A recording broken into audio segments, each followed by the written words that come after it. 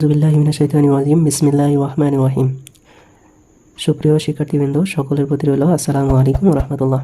বরাবরের মতো আজকে যে বিষয়টা নিয়ে আলোচনা করতে আসলাম সেটা হচ্ছে যে ক্যালকুলাস 2 এর চ্যাপ্টার 1 এর, ঠিক আছে, উদাহরণ নম্বর 37-এর ম্যাথের সলিউশনটা। সেখানে বলা হচ্ছে যে F of t is equal to i একক vector into two t minus 1 plus j একক ভেক্টর √4 প্লাস 3t ভেক্টর ফাংশনের, অর্থাৎ ভেক্টর ফাংশনের এই পি বিন্দু, অর্থাৎ পি একটি বিন্দু যেটা হচ্ছে যে এক্স এর মান হচ্ছে -1, ওয়াই এর মান হচ্ছে 2, এত বিন্দুতে স্পর্শরেখার ভেক্টর সমীকরণ ও পরামিতিক সমীকরণ নির্ণয় করতে হবে। অর্থাৎ এখানে আমরা জানি যে স্পর্শরেখার ভেক্টর সমীকরণ ও পরামিতিক সমীকরণটা নির্ণয় করতে হবে কার, অর্থাৎ স্পর্শ রেখার ভেক্টর সমীকরণ যেটা আমরা নির্ণয় করব সেটার পরামিতিক সমীকরণ আমাদের নির্ণয় করতে হবে। তাহলে আমরা ভেরি ইম্পর্টেন্ট সহকারে এই যে স্পর্শরেখার ভেক্টর সমীকরণ সম্পর্কে জেনেছিলাম। অর্থাৎ সেই ক্ষেত্রে আমরা জেনেছিলাম যে স্পর্শরেখার ভেক্টর সমীকরণ হচ্ছে আর ভেক্টর ইজিক্যাল টু হচ্ছে আমাদের এফ টি নট, ঠিক আছে, টি নট প্লাস টি ইন্টু সেক্ষেত্রে বলা হচ্ছে যে এফ ড্যাশ টি নট। এটাই তো আমাদের হচ্ছে যে স্পর্শরেখার ভেক্টর সমীকরণ। অর্থাৎ এই স্পর্শরেখার ভেক্টর সমীকরণের পরামিতিক সমীকরণ নির্ণয় করতে হবে, এটাই মূলত অঙ্কের বিষয়বস্তু বলা হয়েছে। তাহলে চলো আমরা এই বিষয়টা আলোচনা করি, ঠিক আছে। আচ্ছা, আমরা কি বলে শুরু করতে পারি সেটা হচ্ছে যে প্রদত্ত ভেক্টর ফাংশন, অর্থাৎ যে এই একটি ভেক্টর ফাংশন লেখা আছে, তাহলে আমরা লিখতে পারি যে প্রদত্ত ভেক্টর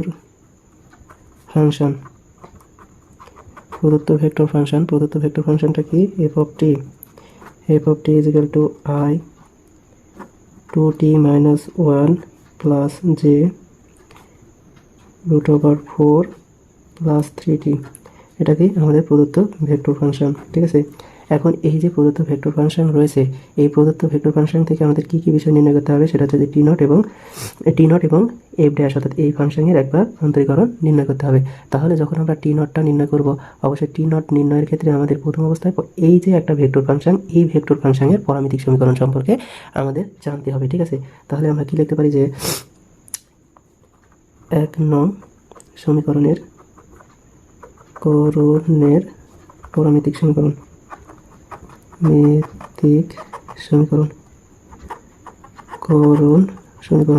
1 নং সমীকরণের, অর্থাৎ পরামিতিক সমীকরণটা কি হবে, আমরা জানি পরামিতিক সমীকরণ x ইজিক্যাল টু আয়ের সহগ ইকুয়াল টু এখানে কত, আয়ের সহগ বলা হয়েছে যে 2t মাইনাস 1, এবং অঙ্কে দেখো একটা অংশ বলা হয়েছিল যে এত বিন্দুতে স্পর্শরেখার ভেক্টর নির্ণয় করতে হবে, অর্থাৎ এত একটি বিন্দু দেওয়া রাখা হয়েছিল। বিন্দুটা কি p ইজিক্যাল টু -1 এবং 2। তাহলে এখানে x এর জায়গায় কি ছিল -1 এবং y এর জায়গায় ছিল 2। তাহলে x এর জায়গায়, x এর পরিবর্তে যদি আমরা -1 বসাই তাহলে বিষয়টা কি দাঁড়ায়, অর্থাৎ -1 ইজিক্যাল টু হচ্ছে 2t মাইনাস 1। এবার আমরা যদি -1 ওই পাশে, অর্থাৎ -1 এই পাশে আছে, -1 এই পাশে পার করে দেবো, অর্থাৎ 2t ওই পাশে রাখলাম এবং -1 এই পাশে পার করে দিলাম, তাহলে প্লাস হয়ে গেল -1। তাহলে ক্যালকুলেশন করলে আমরা কি পাবো, t ইজিক্যাল টু পাবো 0, কেননা 0/2 0, তার মানে t এর মানটা আমরা পাইলাম 0। আবার যদি y সম্পর্কে যদি জানি, y সমান কি লিখি আমরা, y সমান হচ্ছে যে j এর সহগ সমান এখানে কি ছিল 4 প্লাস 3t, তাই না। আর এখানে y সমান কি ছিল 2, তাহলে এখানে আমরা যদি ব্যবহার করি যে 2 ইজিক্যাল টু হচ্ছে √4 প্লাস 3t, ঠিক আছে। তাহলে এখান থেকে আমরা t এর মানটা কি পেতে পারি, অর্থাৎ এই পাশে √, আছে, এই পাশে যদি আমরা পার করে দিই তাহলে বিষয়টা কি দাঁড়ায় দেখো, বর্গমূল ছিল, এই পাশে আসলে বর্গ হয়ে যাবে, তার মানে 2 এর উপর square is equal two 4 plus 3t, তার মানে 2 এর উপর বর্গ করলে 4 হয়ে যায়, ওখানে 3t রাখলাম 4 মাইনাস 4, তাহলে বিষয়টা কি দাঁড়াচ্ছে, t ইজিক্যাল টু 0, ঠিক আছে। অর্থাৎ এখানেও দেখো t ইজিক্যাল টু 0, এখানেও t ইজিক্যাল টু 0, তার মানে t নট ইজিক্যাল টু 0 একটা বিন্দু পাবো, অর্থাৎ t নট যে ক্ষেত্রে আমাদের নির্ণয় করার প্রয়োজন, অর্থাৎ t নট আমরা পাই দেওয়া, ঠিক আছে। তাহলে আমরা যদি বাংলা ভাষা লিখি তাহলে হচ্ছে যে, সুতরাং কি লিখতে পারি, আমরা জানি কি,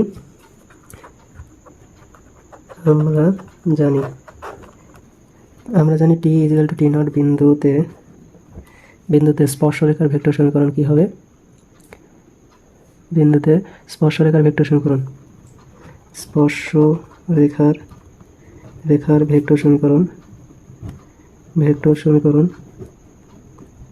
ভেক্টর সমীকরণটা কি, অর্থাৎ আমরা জানি যে r ইজিক্যাল টু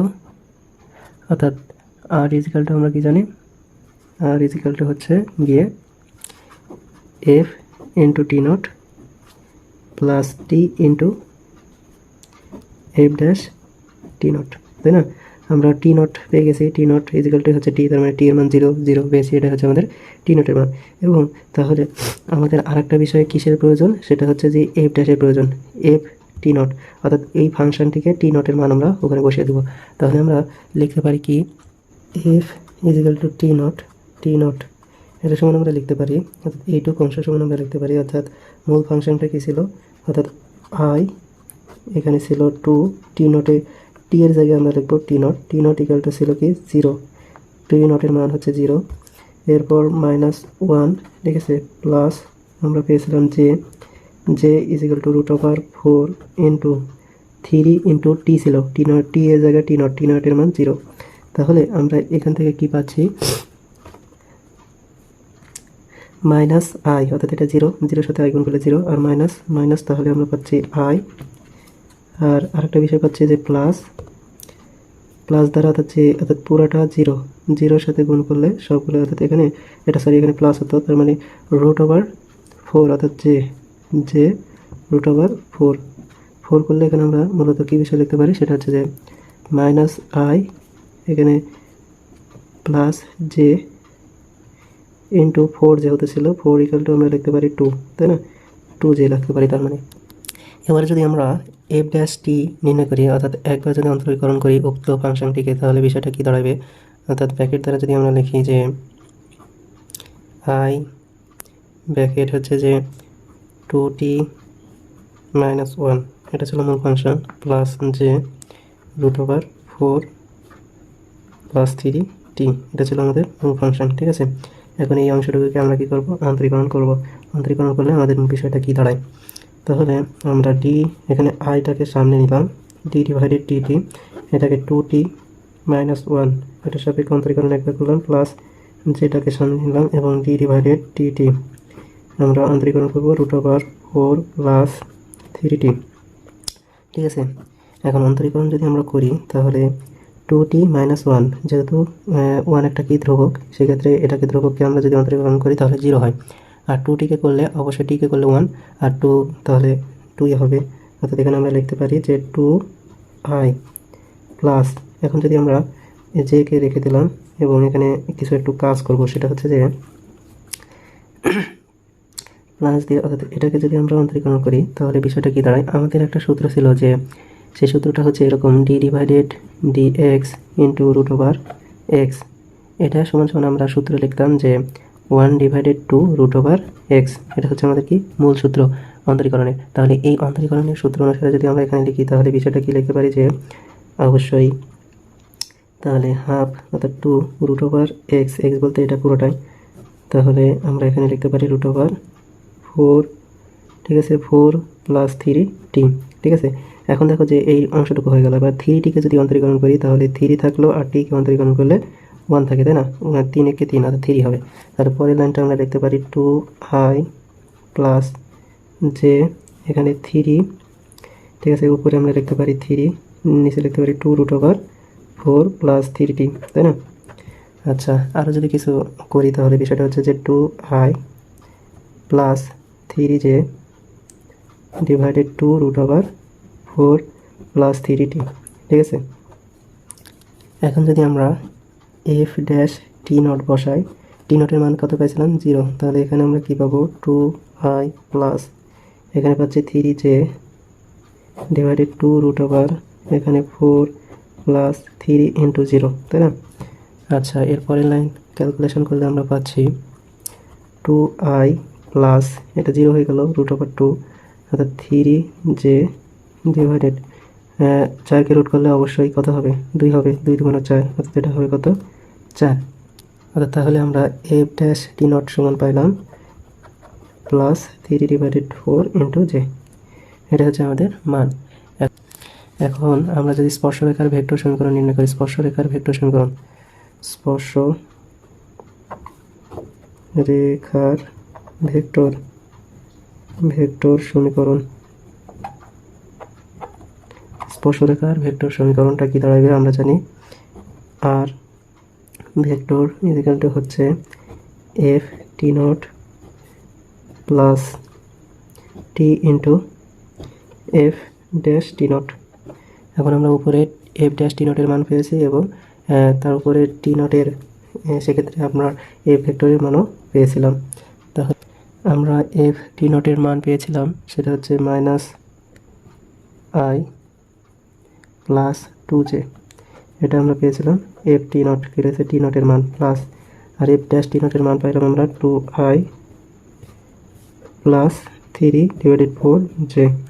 এটা পেয়েছি। এখন এটার সাথে কি আছে, টি গুণ আকারে আছে, তাই না? টি গুণ আকারে আছে। তাহলে আমরা যদি মাইনাস আই প্লাস 2j এটা ঠিক রেখে প্লাস টি দ্বারা এটাকে গুণ করে দেব, তাহলে 2ti প্লাস এখানে আমরা দিতে পারি 3/4tj। এটা এইটুকু আসলো। এখন আমরা যদি আয়ের সহগ এবং জে এর সহগ পৃথককরণ করি তাহলে বিষয়টা কি দাঁড়াবে, অর্থাৎ আইকে যদি এক পাশে রাখি তাহলে এখানে আইটাকে যদি আমরা কমন রাখি তাহলে এখানে আমরা লিখতে পারি 1, ঠিক আছে? এখানে আমরা লিখলাম 1 প্লাস 2, ঠিক আছে? 1 প্লাস 2t। এটার বাইরে আমরা কি কমন রাখলাম, আই। এটা -1 হবে, তাই না?